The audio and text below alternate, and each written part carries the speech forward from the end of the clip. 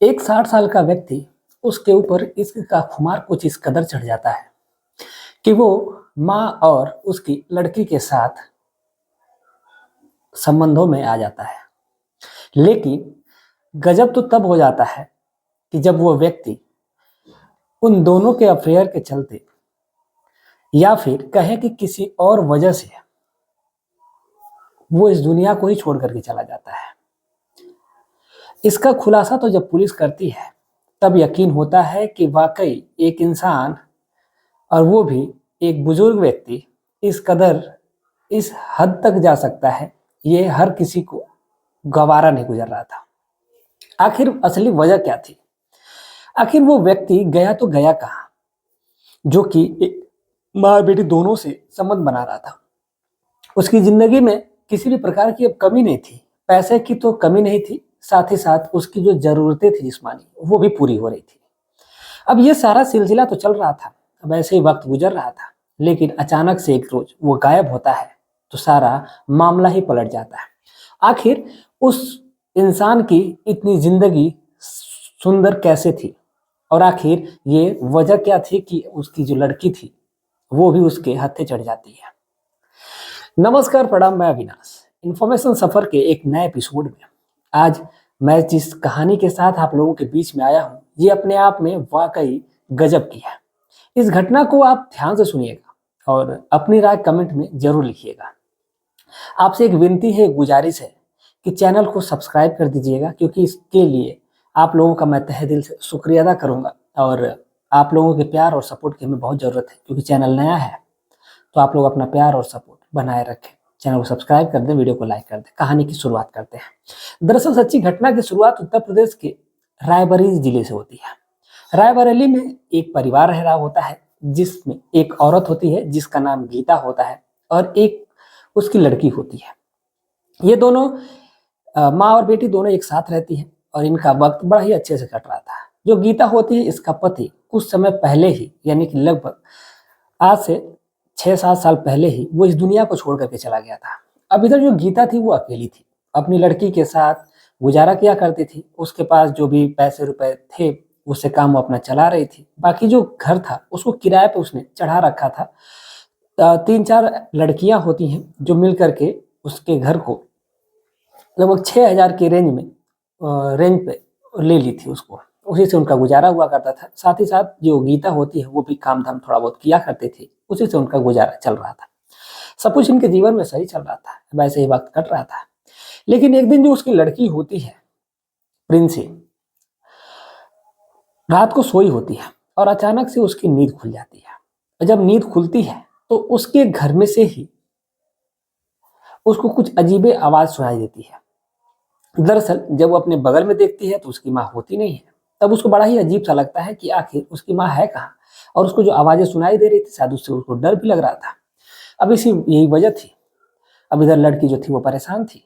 अब किसी तरह हिम्मत करके उठती है, लेकिन अब जो आवाज थी वो काफी अजीब टाइप की थी। लड़की को ऐसा आवाज लग रहा था, उसने कभी कभी सुना भी था जब वो फोन यूज किया करती थी। तो जब वो जाती उस आवाज की तरफ बढ़ती है तो देखती है, तो देख करके जो मंजर होता है उसको वाकई वो हैरान हो जाती है। दरअसल उसकी जो माँ होती है, यानी कि गीता, वो किसी अनजान व्यक्ति के साथ संबंध बना रही थी। वो भी बिल्कुल अभद्र तरीके से, बिल्कुल निर्वस्त्र थी, बिना कपड़ों के थी। अब जब इस प्रकार की हालत में वो देखती है तो वो एकदम अवाक सी रह जाती है, एकदम सन्न सी रह जाती है कि आखिर उसकी ये माँ कर क्या रही है। जो लड़की होती है उसकी उम्र यही कोई 19 साल के करीब होती है।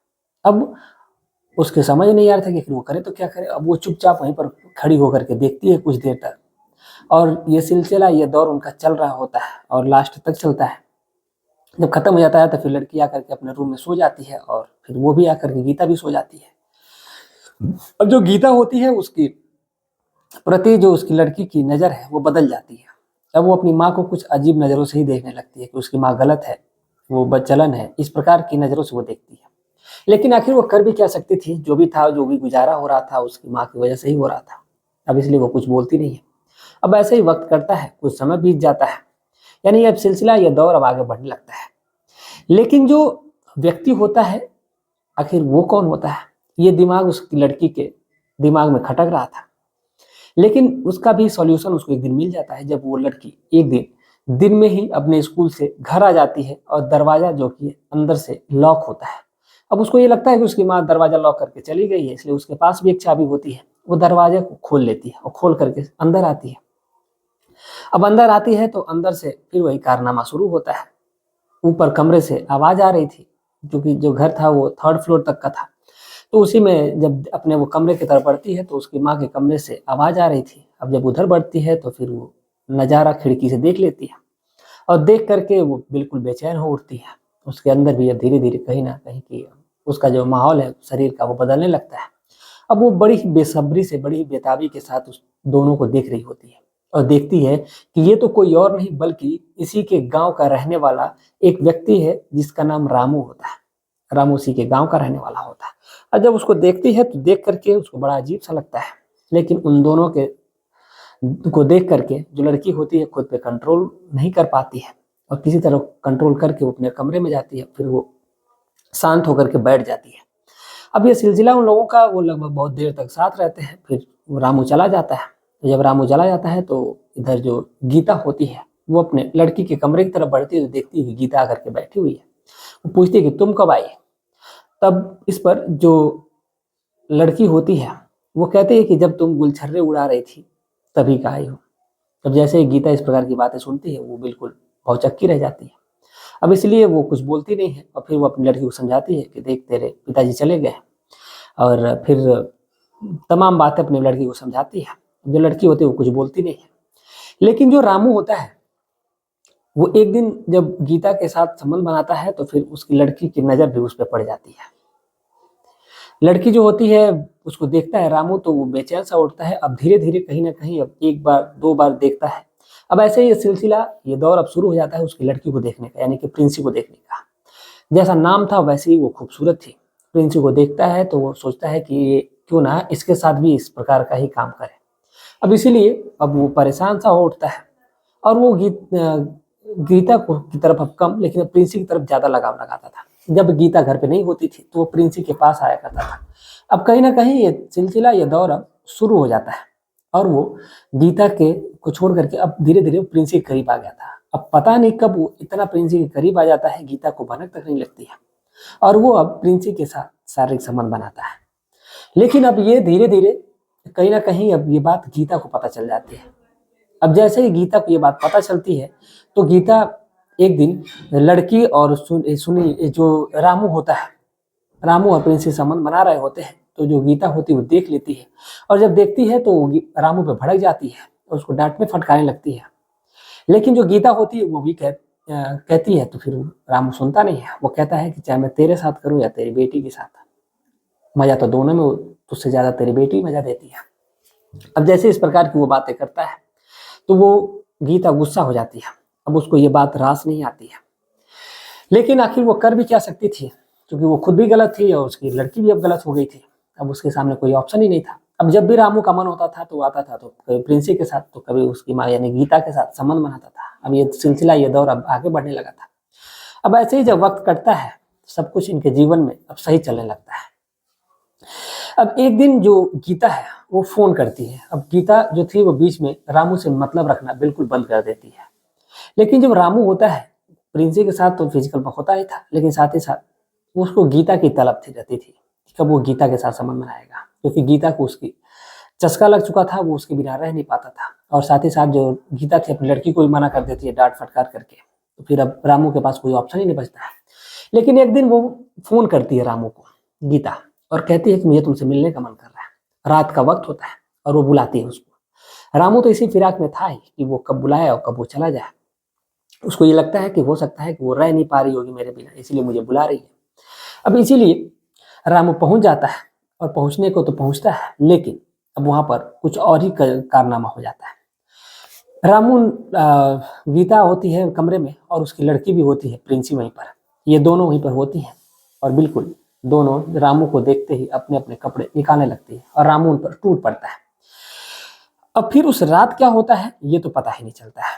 फिर अगली सुबह जो रामू के घर वाले हैं उसको खोजते हैं। रामू तो इधर अपने मस्ती में लीन होता है गीता के साथ और प्रिंसी के साथ, यानी गीता की लड़की के साथ। मस्त होता है एकदम। अब इधर वो तो मस्त हो जाता है, लेकिन अब इधर जो रामू के परिवार वाले हैं परेशान है कि आखिर रामू गया कहाँ। अब शाम का वक्त होता है और शाम को रामू की एक लोगों को डेड बॉडी मिलती है और नजदीकी थाने में फोन कर दिया जाता है। अब जैसे मौके पुलिस आती है तो देखती है कि एक बॉडी पड़ी है और गांव का व्यक्ति कहता है कि ये तो कोई और नहीं बल्कि रामू है। अब जैसे ही रामू की बात आती है तो फिर परिवार वालों को बुलाया जाता है, बॉडी की शिनाख्त हो जाती है और रामू को पुलिस पोस्टमार्टम के लिए लेके चली जाती है और फिर उस बॉडी को उसके घर वालों को सुपुर्द कर दिया जाता है। पोस्टमार्टम की रिपोर्ट में ये पता चल जाता है कि इसके साथ बड़ी ही बर्बरता के साथ इसके साथ मर्डर किया गया इसका। अब जैसे ही अब पुलिस परेशान है कि आखिर इसका कातिल कौन है, अब पुलिस खोज रही होती है। तब तक एक दिन यानी कि ये 13 सितंबर की बात होती है और 15 सितंबर को थाने में एक व्यक्ति जाता है और कहता है कि साहब ये जो रामू नाम का व्यक्ति होता है वो अपने ही घर के लगभग 6-7 घर छोड़ करके एक घर है जिसके मालकिन जो गीता है, और वो गीता के घर जाया करता था और उसके घर घंटों घंटों रहा करता था और ये इन दोनों के बीच में कहीं ना कहीं गलत संबंध भी थे। अब जैसे पुलिस को यह सुराग मिलता है तो पुलिस तुरंत गीता घर पे पहुंच जाती है और वो पूछताछ करने लगती है। और जब पूछताछ होती है तो गीता पहले तो मना करती है, लेकिन गीता से जब पुलिस जबरदस्ती पूछताछ करती है तो वो कहती है कि हाँ मेरा उसके साथ संबंध था, लेकिन मैंने उसे नहीं मारा है। संबंध था इसका मतलब ये तो नहीं है कि मैं उसको मार दूंगी। फिर पुलिस सीडीआर निकालती है, उसकी लोकेशन खंगालती है तो जो लोकेशन थी रामू की उसी के घर की बता रही थी और लास्ट जो कॉल हुई थी वो गीता की थी। अब इसी शक के आधार पर जो पुलिस है वो गीता को उठा लेती है। अब जब गीता को उठाती है तो फिर जो गीता है वो कहती है, वो सारे जुर्म को फिर पुलिस कबुलवा देती है उससे, क्योंकि एक महिला कांस्टेबल जब डंडा लेकर के आती है तो उसको जब मारने के धमकाती है तो महिला टूट जाती है और सारी बातें बयां कर देती है। कहती है कि उसकी गंदी नज़र मेरी लड़की पे थी और वो मेरी लड़की के साथ भी संबंध बना रहा था। मैं नहीं चाहती थी कि मेरी लड़की की ज़िंदगी खराब हो और इसीलिए मैंने उसे ठिकाने लगा दिया। जो गीता होती है वो गीता से पुलिस पूछती है यानी कि इसमें तुम्हारा हाथ था और तुम्हारी लड़की का भी हाथ था, तो वो कहती है कि नहीं लड़की का हाथ नहीं था, लेकिन जब मैं मर्डर कर रही थी तो वो लड़की मेरी वहीं पर खड़ी थी, लेकिन उसका इसमें कोई हाथ नहीं है। अब जब इस प्रकार की पुलिस बातें करती है यानी कि सारा इल्जाम गीता ने अपने सर ही मढ़ लिया और फिर पुलिस उसकी लड़की यानी कि प्रिंसी को तो छोड़ देती है, लेकिन गीता को पुलिस अरेस्ट कर लेती है और उसके खिलाफ गंभीर धारा में एफआईआर लिखी जाती है और उसको जेल की सलाखों के पीछे डाला जाता है। लेकिन कोर्ट में जब केस चलती है तो केस चलने के बाद ये डिसाइड किया जाता है कि जो गीता है ये अपनी और अपनी लड़की की जिंदगी को बचाने के लिए ये उसने इस प्रकार का कदम उठाया है।